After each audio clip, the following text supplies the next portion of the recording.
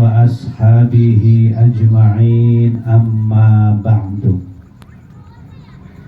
فقد قال الله تعالى في القرآن الكريم أعوذ بالله من الشيطان الرجيم بسم الله الرحمن الرحيم ولكل أمة أجل فإذا جاء أجلهم لا يستأخرون ساعة ولا يستقدمون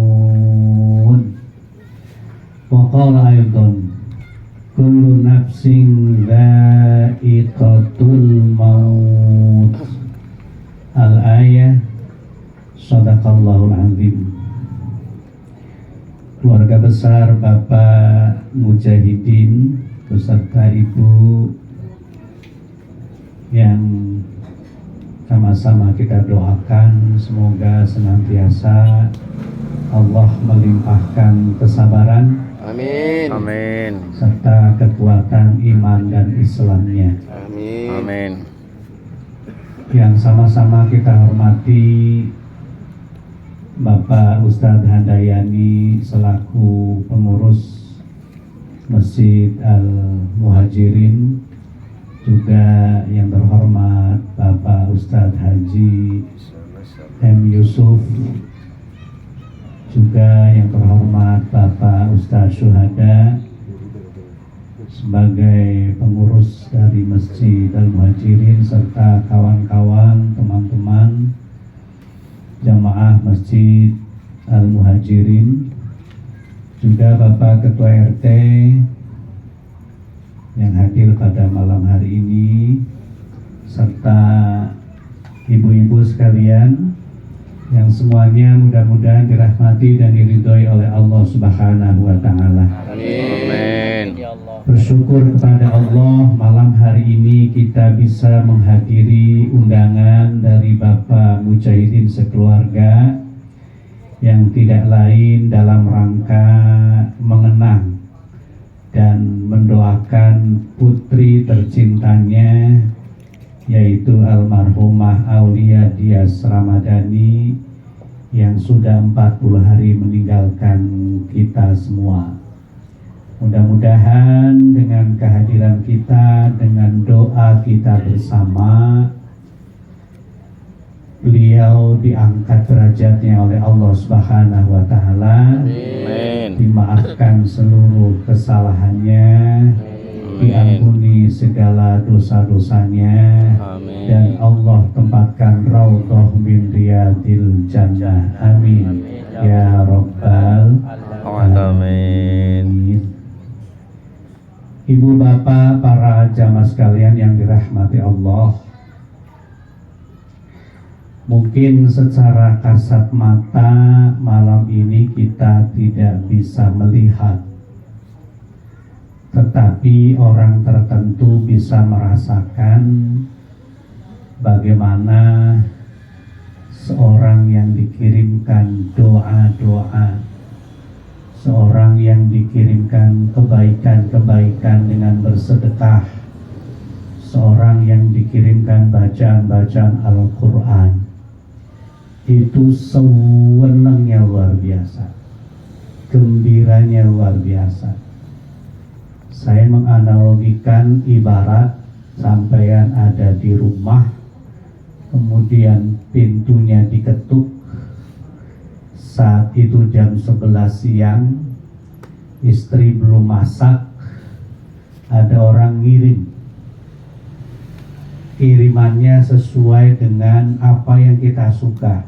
Kira-kira kita senang apa seneng? Senang. Alhamdulillah. Para jamaah sekalian, kenapa saya analogikan seperti orang yang mengetuk pintu rumah kita membawa makanan? Karena dia datang semata-mata hanya untuk menemui kita. Dia membawa makanan semata-mata hanya untuk kita. Kita duduk manis di rumah, tidak perlu capek, tapi segala yang diinginkan, segala yang disenengin, apa yang menjadi kebutuhan itu terpenuhi, sehingga luar biasa senangnya. Ada juga orang yang senang tetapi tidak terlalu senang. Siapa? Mereka-mereka yang diundang di masjid, kemudian nyampe di masjid berebut besek. Mungkin orang Blok R ada malu-malu dikit kali ya untuk berebutnya ya. Saya ganti deh, nggak pakai berebut, tapi kita datang ke sono semata-mata ngambil besek. Perasaannya seperti apa? Senang sih senang, tapi tidak terlalu. Kenapa? Karena kalau kita nggak datang nggak dapat. Kalau kita nggak lobi-lobi, nggak pinter-pinter, mungkin nggak dapat karena saking banyaknya. Nah, keadaan orang yang ada di alam barzah, di dalam kubur, ketika mendapatkan doa, ada yang seperti tadi yang pertama, yang diam duduk di rumah tapi dikirim makanan yang sesuai dengan selera kita, sesuai dengan keinginan kita, tanpa mengeluarkan tenaga dan dana. Tetapi ada juga mereka yang harus datang ke masjid, rame-rame ke masjid, bisa jadi berebut antara satu dengan yang lain. Bisa jadi jatahnya sedikit, yang datang banyak. Ada nggak yang nggak kebagian? Ada. Ada. Ini yang ketika imam atau khotib sholat Jumat membacakan Allahumma gfir lil muslimina wal muslimat wal mu'minina wal Mukminat. semua orang beriman datang rame-rame menuju ke masjid. Semua orang Islam berduyun-duyun menuju ke masjid. Ngapain? Berebut makanan, mencari makanan. Kenapa? Berebut makanan. Kenapa? Karena tidak difokuskan, tidak dialamatkan. Hanya muslimin muslimat, mukminin mukminat.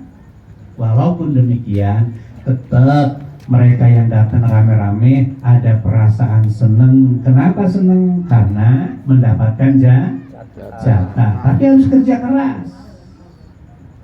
Maka filosofi yang kita ambil pelajaran nomor 1, betapa orang yang bahagia adalah orang yang dikasih jatah, orang yang dikasih bagian, orang yang dikasih makanan.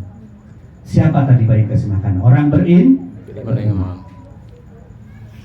Siapapun yang mendoakan arwah-arwah orang beriman datang rame-rame ke masjid. Ketika khotib Allah maghfir lil muslimina wal muslimat, arwah-arwah orang beriman berebut. Kayak ibarat BLT lah gitu kan. Harus ngantri, panas-panasan, kadang datangnya harus pagi-pagi, kadang yang pagi aja belum tentu Dapat. Tuh. Tapi mereka yang dikhususkan, didatengin ke rumahnya, dibawain makanan lengkap sesuai dengan keinginannya, luar biasa senangnya, luar biasa bahagianya.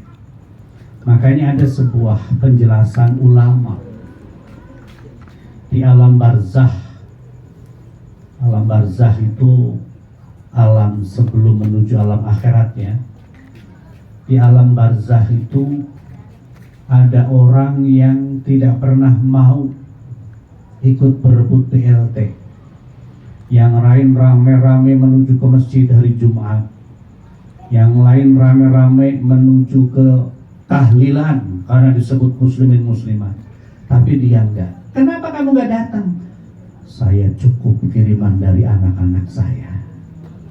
Saya cukup kiriman dari orang tua saya.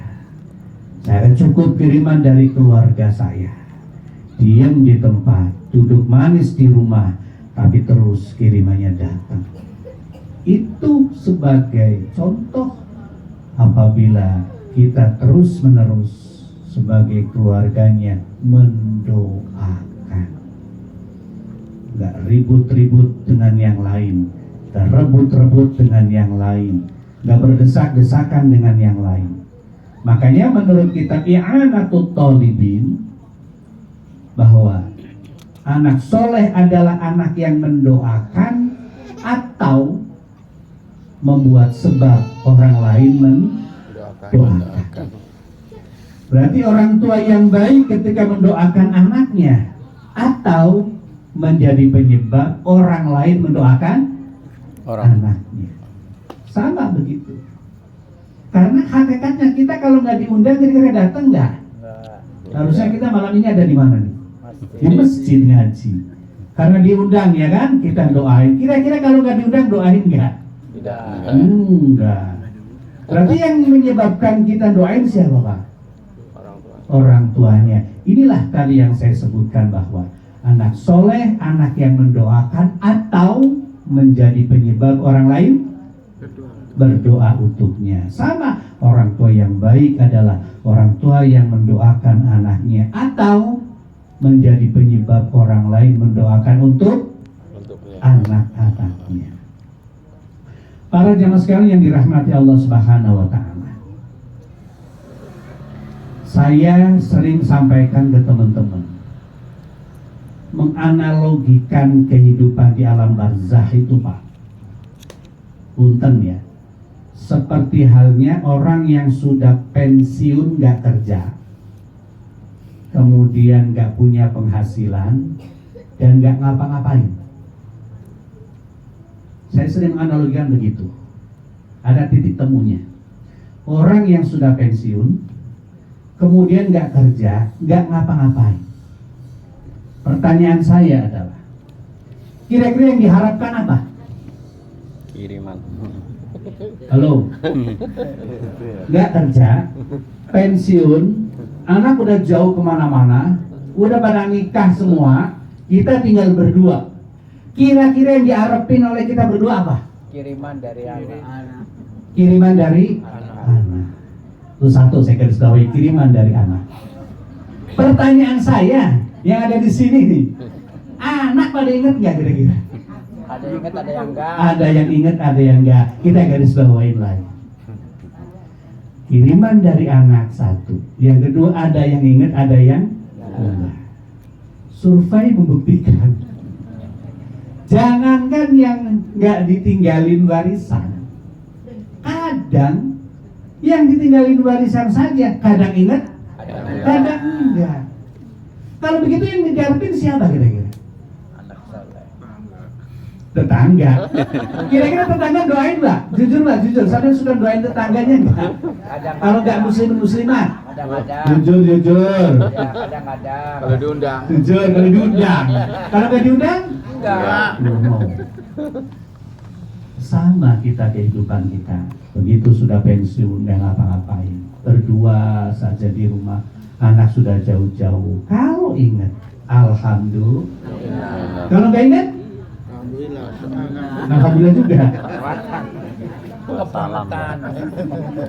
Oke. Ingat kelewatan. Wassalam. Ya, yang kedua, anak sudah punya rumah masing-masing di tempat lain. Pertanyaan saya, ibu senengan mana antara anak transfer sejumlah 1 juta dengan datang ke rumah ngasih duit 1 juta? Senengan mana? Datang ke rumah. Di kuburan sama persis begitu. Sama persis. Serius saya sampaikan. Silahkan baca kitab-kitab.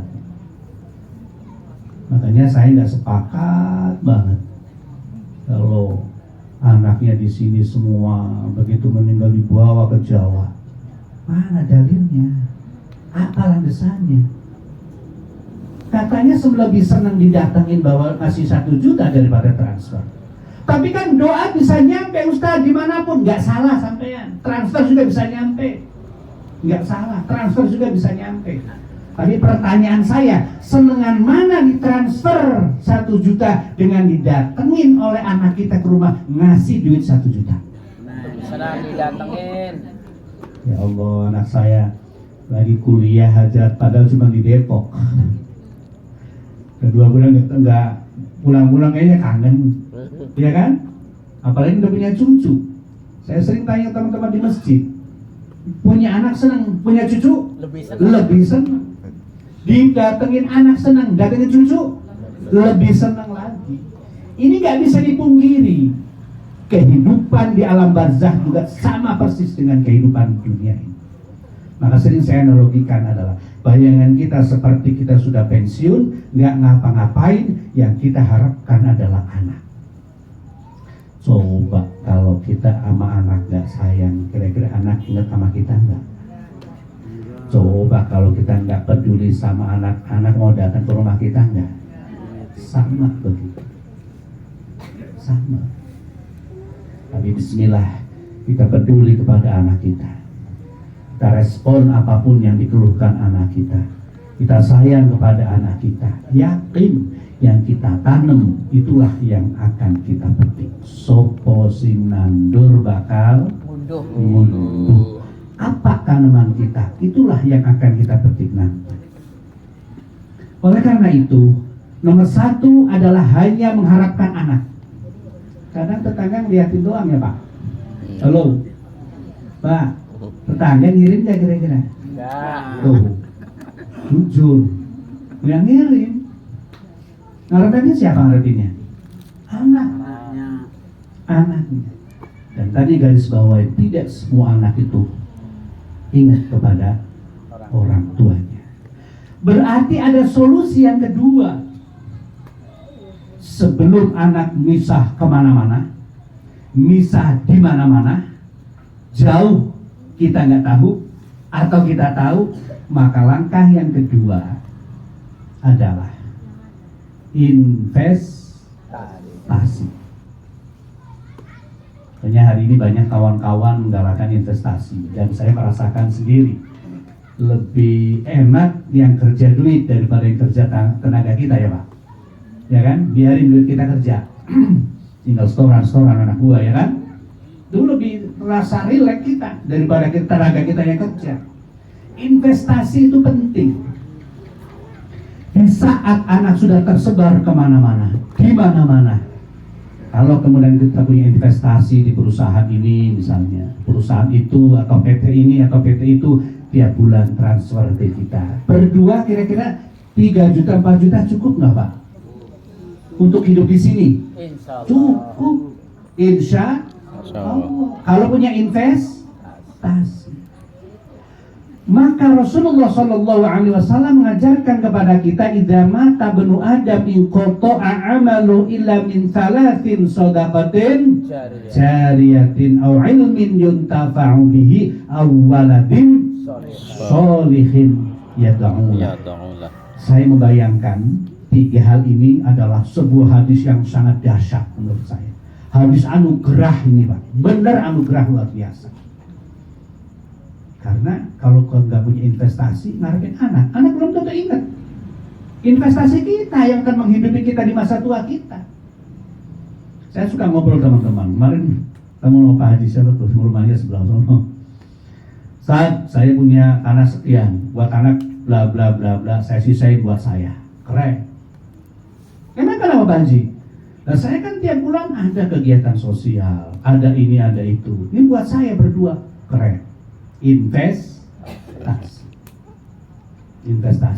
Nah bagaimana kita menyamakan orang yang sudah pensiun gak ngapa-ngapain sama dengan kehidupan akhirat dan harus investasi? Investasi kita tadi, shadaqatin jariyatin aw ilmin yuntafa'u bi awalatin sholihin, adalah di saat anak mungkin sedang sibuk dengan bisnisnya, dengan karirnya, sedekah jariyah kita ngalir. Doa anak soleh terus ngalir, ya kan? Atau ilmu yang bermanfaat ngalir, itu Pak. Sehingga kita nggak tergantungan, nggak tergantung dengan siapapun, tapi tergantung dengan investasi kita. Juga mudah-mudahan anak kita, mudah-mudahan. Amin. Para jamaah sekalian yang dirahmati Allah Subhanahu wa Ta'ala, ada 2 orang yang sama-sama perasaannya tapi keadaannya berbeda. Sama perasaannya tapi keadaannya berbeda. Nomor satu, orang yang ada di dalam neraka, mohon maaf. Yang kedua, orang yang berada di dalam kubur. Keadaannya beda, tapi perasaannya sama. Saya baca di tafsir Munir begini.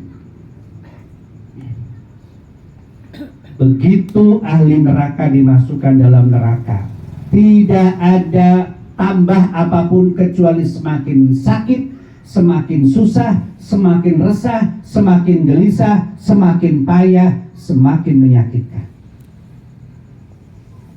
Sampai-sampai ibu bapak sekalian, dalam tafsir Munir disebutkan, sudah payah luar biasa, Allah tambahkan rasa lapar. Ditambahkan. Orang kalau lapar kira-kira sakit nggak, Pak? Luar biasa.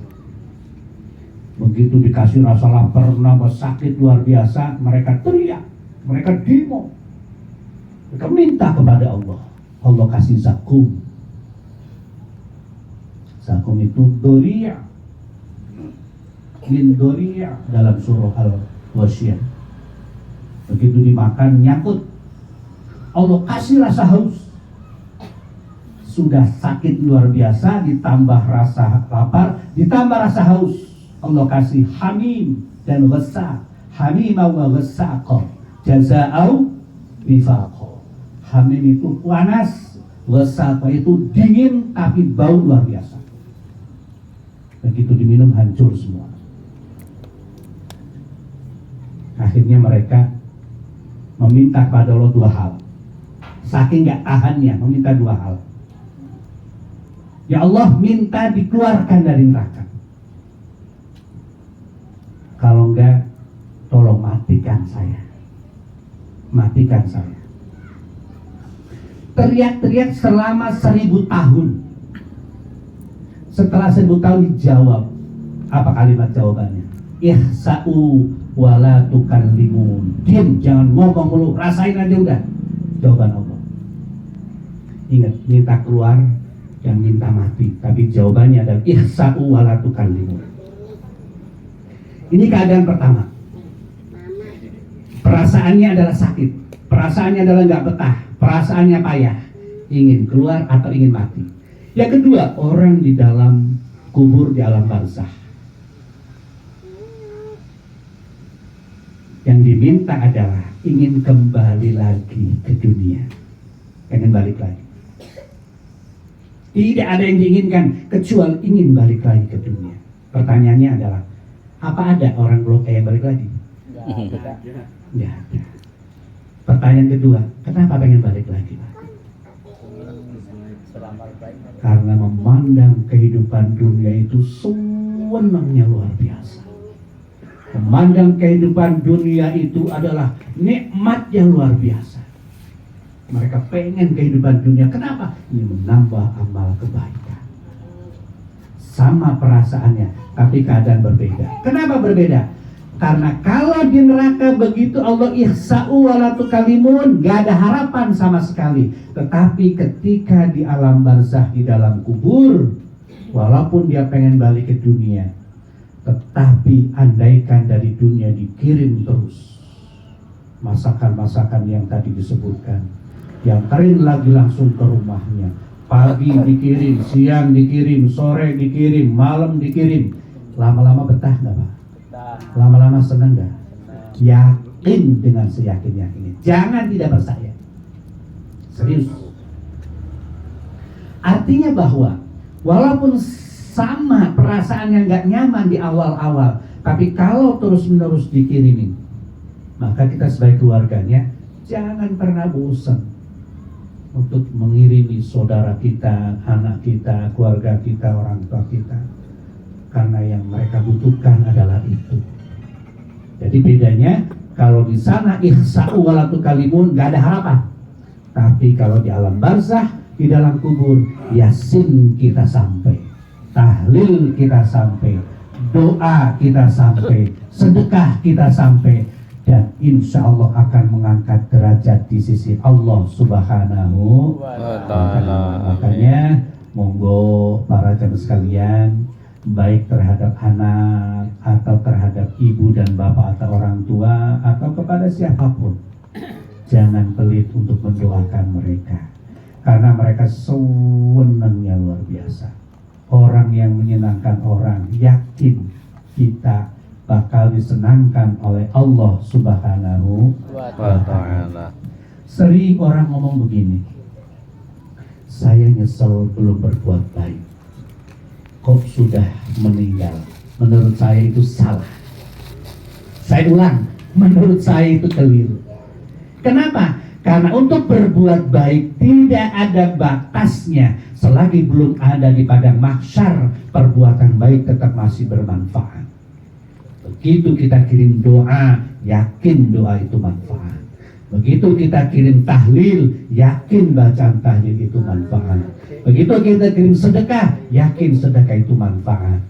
Maka yang punya orang tua, jangan lupa terus-menerus didoakan. Begitu juga yang punya anak dan saudara, jangan berhenti untuk terus-menerus. Syukur-syukur bisa ziarah secara rutin. Makanya saya dari awal ngajak adik-adik saya, kakak saya, pokoknya tiap minggu, karena kita sempatnya hari Minggu ya, hari Jumat nggak sempat, datang ziarah terus. Karena tidak ada putusnya untuk berbuat baik kepada keluarga kita yang sudah tidak ada. Mereka hidup, mereka tidak mati. Yang mati hanya kucing, yang mati hanya kambing. Pertanyaan saya, Pak, ketika kita ziarah, kalau kita salam mereka jawab nggak, Pak? Jawab. Kalau kita ziarah mereka tahu kita nggak, Pak? Tahu. Ketika kita jalan mereka dengar senggal kita jalan nggak, Pak? Dengar. Berarti mereka hidup apa mati? Hidup. Orang hidup, kita pun hidup. Maka ketika kita mengirimkan sesuatu, tidak ada yang sia-sia. Insya Allah. mudah-mudahan doa kita malam hari ini Allah sampaikan kepada almarhumah. Sehingga Amin. almarhumah di alam barzah mendapatkan kebahagiaan yang luar biasa. Amin. Sebagai wasilah diangkat derajatnya oleh Allah, diampuni segala dosanya, dimaafkan segala kesalahannya, dan Allah tempatkan raudhah min riyadil jannah. Amin ya rabbal alamin. Al-Fatihah. A'udzu billahi minasyaitonir rajim. Bismillahirrahmanirrahim. Alhamdulillahirabbil alamin arrahmanir rahim. Iyyaka na'budu wa iyyaka nasta'in. Ihdinas siratal mustaqim. Shiratal ladzina an'amta 'alaihim